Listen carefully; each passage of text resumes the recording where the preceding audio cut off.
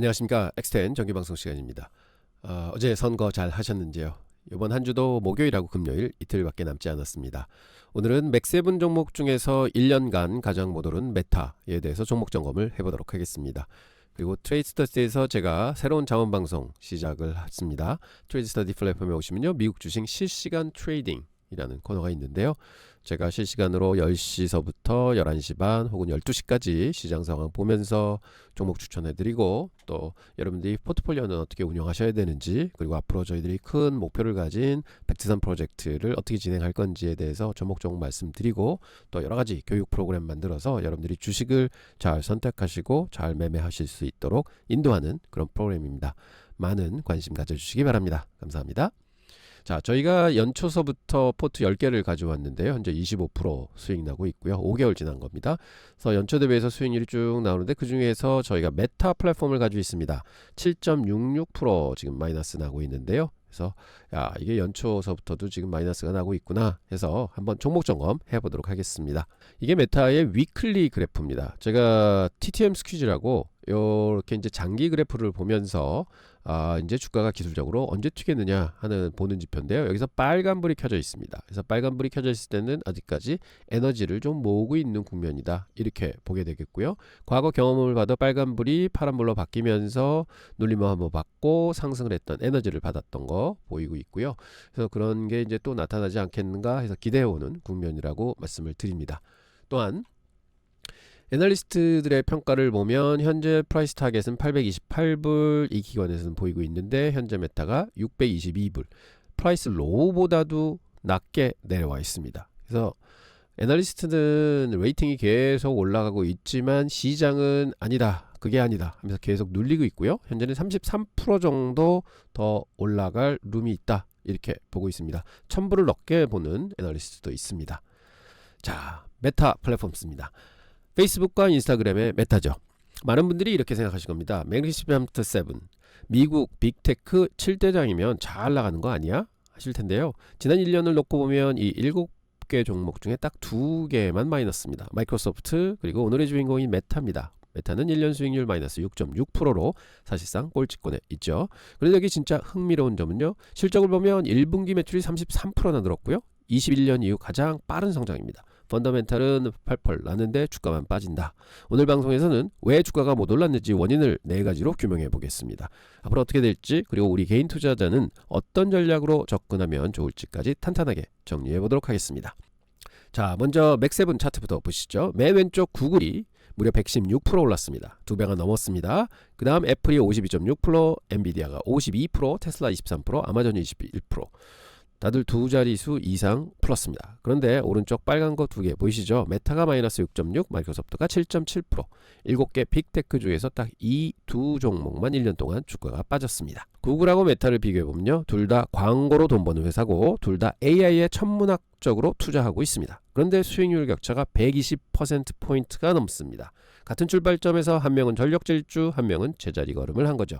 여기서 자연스럽게 질문이 생기죠. 도대체 왜 메타만 이렇게 소외됐을까? 이게 오늘 방송의 핵심입니다. 그리고 이 질문에 대한 답을 찾는 과정에서 어쩌면 지금이 기회일 수도 있다는 단서를 함께 발견할 수 있을 것 같습니다. 자, 메타 회사가 망가져서 주가가 빠진 걸까요? 전혀 아닙니다. 오히려 정반대이죠. 왼쪽 매출 그래프 보시면 2023년 1349억, 연매출이 2024년 1645억, 2025년에는 2010억 달러로 사상 처음 2000억 달러를 돌파했습니다. 그리고 가장 최근 1분기에는 매출이 전년 대비해서 33% 늘었습니다. 이게 얼마나 대단한 거냐면 2021년 이후 가장 빠른 성장 속도입니다. 시가총액 1,500조 원짜리 공룡이 33% 성장한다는 건 정말 보기 드문 일입니다. 오른쪽 카드를 보십시오. 영업이익률이 41%입니다. 이 정도 덩치의 이 마진은 빅테크 중에서도 최상위권입니다. 자기자본이익률이 ROE죠. 33%입니다. 주주가 맡긴 돈으로 어마어마하게 돈을 잘 벌고 있다는 뜻입니다. 자, 정리하면 이렇습니다. 매출은 재가속됐고 마진은 최고 수준이고 돈 버는 능력도 압도적인데, 그런데 주가는 1년째 마이너스. 이게 바로 오늘의 역설입니다. 펀더멘탈과 주가가 따로 다니고 있는 것이죠. 그럼 도대체 시장은 뭘 무서워하는 걸까요? 지금부터 그 이유를 하나씩 밝혀보겠습니다. 주가 위치를 한눈에 정리해봤습니다. 이 가로막대가 지난 1년간 메타의 주가 범위입니다. 맨 오른쪽 빨간 점이 52주 고점 796불이었습니다. 그리고 맨 왼쪽이 저점 520불이었습니다. 지금 현재가는 623불 근처에 놓여 있습니다. 고점에서는 22% 빠진 자리고요. 여기서 기술적으로 중요한 게 노란 점입니다. 200일 이동평균선이 약 665달러에 있는데 보통 200일선은 장기 추세선이라고 부르는데요. 주가가 그 아래에 있다는 건 중장기 흐름이 아직 약하다는 신호로 해석할 수 있습니다. 1년 내내 눌려 있었다는 게 이 한 장 그래프에 고스란히 다 담겨 있습니다. 그런데 아래 초록색 카드를 보십시오. 826불 월가 애널리스트들의 평균 목표가입니다. 지금 623달러니까 약 33% 정도의 상승 여력이 있다 이렇게 보겠습니다. 시장은 눌러놨지만 전문가들은 여전히 위를 보고 있다는 거죠. 자, 그럼 왜 눌렸는지 진짜 원인 4가지를 지금부터 파헤쳐 보겠습니다. 왜 주가가 못 올랐을까? 자, 미리 제목만 훑어보면 이렇습니다. 첫째는 AI 투자 비용입니다. 그러니까 캐펙스가 폭발적으로 늘었다는 것이죠. 시장은 지출이 매출보다 빨리 늘어나는 거 아니냐를 무서워하고 있습니다. 둘째는 반복된 실망입니다. 메타는 최근 3분기 연속 똑같은 패턴을 반복했습니다. 비용 가이던스를 올리고 그때마다 주가가 빠졌습니다. 셋째는 투자 대비 수익, 즉 ROI가 언제 날지 불확실하다는 것입니다. 게다가 메타버스 부분인 리얼리티 랩스는 여전히 적자입니다. 네 번째는 한때 고평가받던 주가가 정상화되는 과정에서 멀티플이 줄었고 거기에 일회성 세금과 천문학적 인재 영입 비용까지 겹쳐져 있습니다. 자, 이제 4가지를 하나씩 차근차근 풀어보겠습니다. 이걸 다 이해하시면 메타 주가가 왜 눌렸는지 뿐만 아니라 언제 다시 오를 수 있을지도 보이실 겁니다. 첫 번째 원인, 가장 핵심입니다. AI 설비 투자, 캐펙스 폭증이죠. 왼쪽 그래프 보시면 2024년에 메타가 데이터 센터하고 AI 반도체에 쓴 돈이 약 390억 달러였습니다. 그게 2025년에는 약 700억 달러로 뛰었고 2026년엔 회사가 직접 1250억에서 1450억 달러를 쓰겠다고 가이던스를 줬습니다.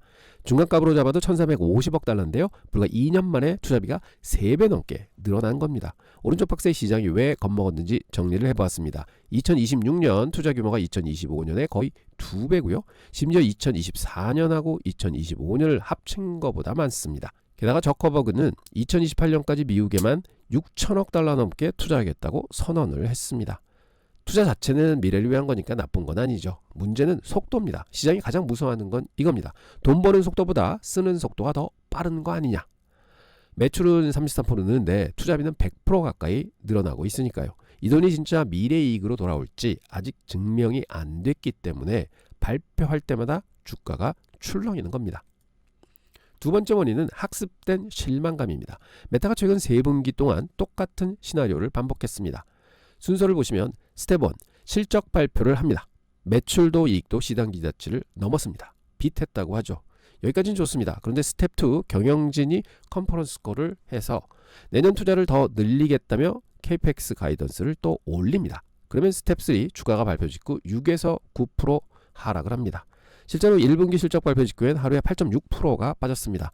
문제는 이게 한 번이 아니라 3번 연속이라는 겁니다. 그러다 보니 투자자들 사이에는 메타는 실적 좋아도 어차피 캐펙스 폭탄 때문에 떨어진다는 학습된 공포가 있는 것입니다. 좋은 뉴스가 나와도 못 믿는 거죠. 아래 파란 띠를 보시면요, 흥미로운 대조입니다. 구글도 똑같이 AI에 막대하게 투자하는데 구글은 올랐습니다. 왜냐하면 시장이 구글은 클라우드 매출이 투자를 따라잡고 있다고 보는 것입니다. 반대로 메타는 지출이 매출을 앞질러 간다는 공포가 더 커졌고요. 결국 핵심은 똑같습니다. 투자한 만큼 매출이 따라오느냐, 그걸 시장에 증명하느냐, 이게 메타의 주가의 열쇠일 것 같습니다. 세 번째 원인은 ROI, 즉 투자 대비 수익이 불확실하다는 점, 그리고 메타버스 적자입니다. 왼쪽부터 보시면 리얼리티 랩스, 메타가 사명까지 바꿔가며 밀던 메타버스 VR 부분입니다. 2024년에 177억 달러 적자, 2025년엔 190억 달러 적자를 냈습니다. 매년 20조 원 가까이 까먹는 겁니다. 지난 7년간 누적 적자가 약 900억 달러, 우리 돈으로 120조 원이 넘습니다. 그런데 회사는 2026년에도 비슷한 적자를 예상한다고 합니다. 끝이 안 보이는 것이죠. 오른쪽 카드 3개가 ROI 각정의 핵심입니다. 첫째는 감가상각의 부메랑. 지금 쌓아올리는 데이터 센터와 AI 반도체는 앞으로 몇 년에 걸쳐서 비용으로 잡힙니다. 그래서 미래 이익률을 누를 수 있습니다. 둘째는 인재 영입 전쟁입니다. 메타가 초지능 랩을 만들면서 AI 인재 한 명에게 수백억 원대 보상을 제시한다는 얘기까지 나오고 있습니다. 인건비 부담이 커지는 거죠. 셋째는 가장 중요한데요. 이 모든 투자가 실제 매출로 얼마나 돌아올지 아직 기대 단계라는 것이죠. 정리하면 시장의 의심은 한 문장입니다. 투자는 눈에 보이는데 그 보상은 언제 어디서 오냐? 이 질문에 회사가 숫자로 답하기 시작하면 주가는 달라질 겁니다. 네 번째, 마지막 원인 묶음입니다. 즉 복합점인데요. 네 가지로 정리했습니다. 첫째는 디레이팅, 멀티플 축소입니다. 어려운 말 같지만 쉽게 말하면 눈높이가 낮아졌다는 것이죠. 한때 메타가 AI 대표 수혜주로 분류되면서 비싸게 평가받았던 때가 있었습니다. 그 기대가 심으면서 주가 수익률이 퍼가 자연스럽게 내려온 겁니다. 둘째는 작년 3분기에 일회성 세금이 있었습니다. 세법이 바뀌면서 약 160억 달러 규모의 비현금성 세금이 한꺼번에 손실로 잡혔습니다. 그래서 그 분기 순이익이 확 쪼그라들어 보였죠. 실제 영업은 멀쩡했는데 회계상 착시가 생긴 겁니다. 이게 EPS, 주당 순이익 지표를 일시적으로 왜곡시켰습니다. 셋째는 AI 조직을 개편하는 과정에서 감원, 구조조정 우려가 나왔는데요. 이런 불확실성도 투자 심리에 부담을 주고 있습니다. 넷째는 이게 큰 그림인데요. 시장이 이제 AI에 투자한다고 다 사주는 시대는 끝났다는 겁니다. 진짜 매출로 증명한 종목만 오른다는 옥석 가리기 장세로 바뀌고 있는 것이죠. 그 첫 시험대에서 메타가 아직 시장을 완전히 설득하지 못한 단계라고 할 수 있습니다. 자, 여기까지가 왜 빠졌냐입니다. 이제 관점을 바꿔서 그래서 앞으로 어떻게 될까를 보도록 하겠습니다. 관점을 바꿔보겠습니다. 메타 지금 비싼 건가? 답부터 말하면 오히려 싸졌습니다. 위쪽 4개 카드, 일회성 세금 효과를 걷어낸 정상화 퍼가 약 17배 수준입니다. 매출이 30% 넘게 크는 회사가 퍼가 17배라는 것은 성장성 대비 결코 비싼 가격이 아닙니다. 오히려 저렴한 편이죠. EBIBDA는 14.5배로 현금 버는 능력 대비 합리적이고요. 잉여 현금 흐름 수익률은 3% 정도로 꾸준히 막대한 현금을 만들어냈다는 숫자입니다. 게다가 배당도 주고 자사주도 사들이면서 주주 환원까지 하고 있습니다. 아래 파란 박스가 핵심입니다. 지금 주가가 623불, 월가에서 가장 보수적인 목표가가 700불, 평균 컨센서스가 826불, 가장 높은 곳이 910불을 봅니다. 평균 목표가 기준으로 33% 상승력이 있는 것입니다. 물론 목표가는 어디까지나 추정치입니다. 틀릴 수도 있죠. 하지만 분명한 건 지금 주가에는 캐펙스 공포라는 악재가 이미 상당 부분 반영돼 있다고 볼 수 있습니다. 밸류에이션 부담은 1년 전보다 오히려 가벼워졌습니다. 자, 그럼 강세론자와 약세론자가 각각 뭐라고 주장하는지 들어보시도록 하겠습니다. 먼저 강세론자입니다.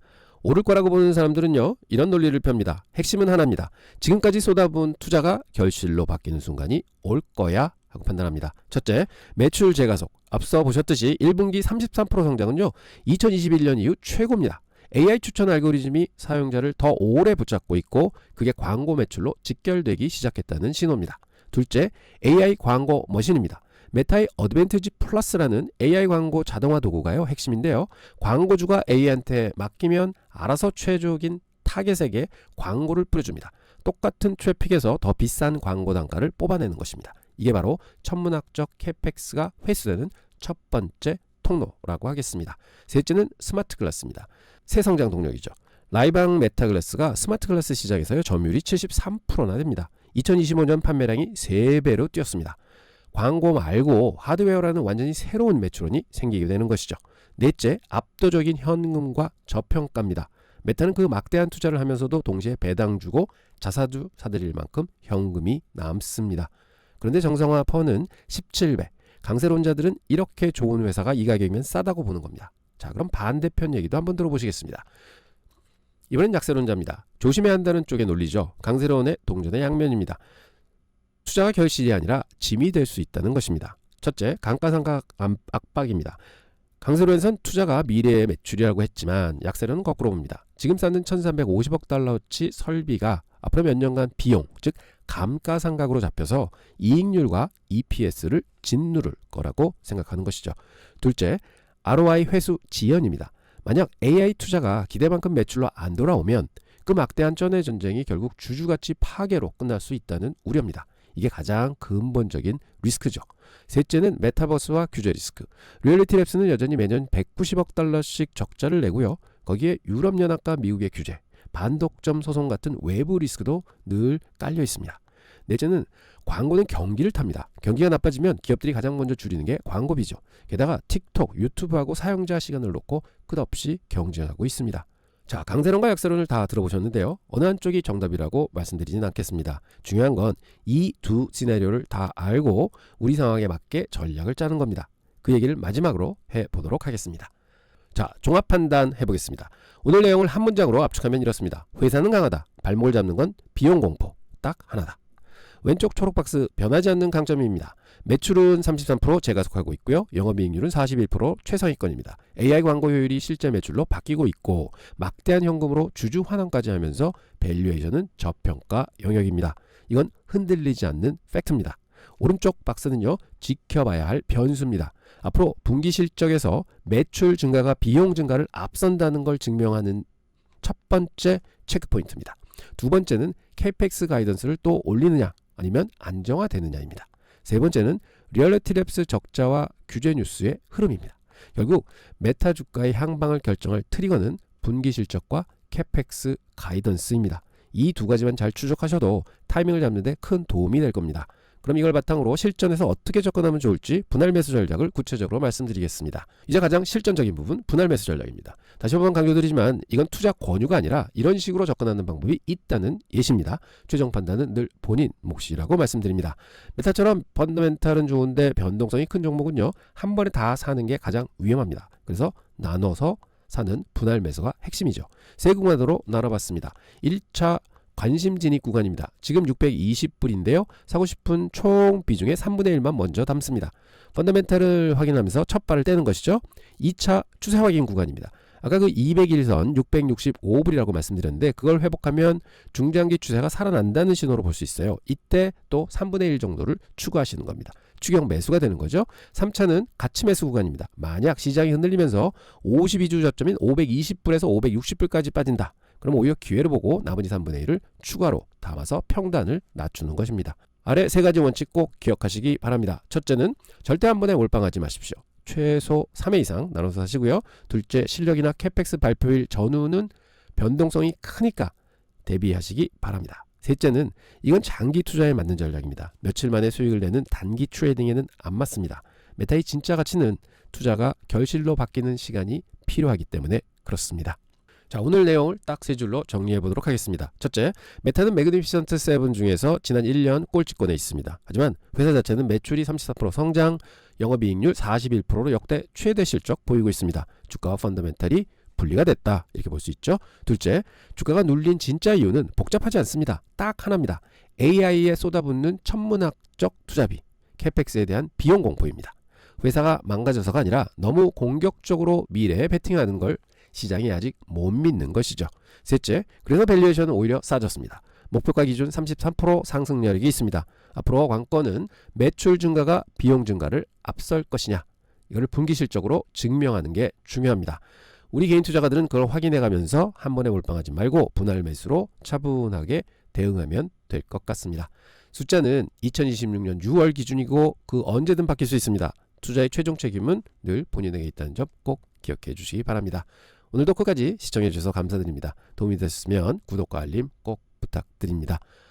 메타 저희 포트에도 있는데요. 조금은 눌리고 있지만 항상 과거 경험적으로 보면 메타는 눌렸다가 횡보하다가도 어느 순간에 또 팍팍 치고 올라가는 게 메타의 주식입니다. 그래서 지금 현재는 저평가 구간에 돌입해 있다 이렇게 보고 있습니다. 트레이드 스터디 플랫폼에서 미국 주식 실시간 트레이딩 클래스 진행하고 있습니다. 여러분의 많은 성원 부탁드립니다. 오늘도 너무 많으셨습니다. 다음 주에 새로운 방송으로 다시 찾아뵙도록 하겠습니다. 감사합니다.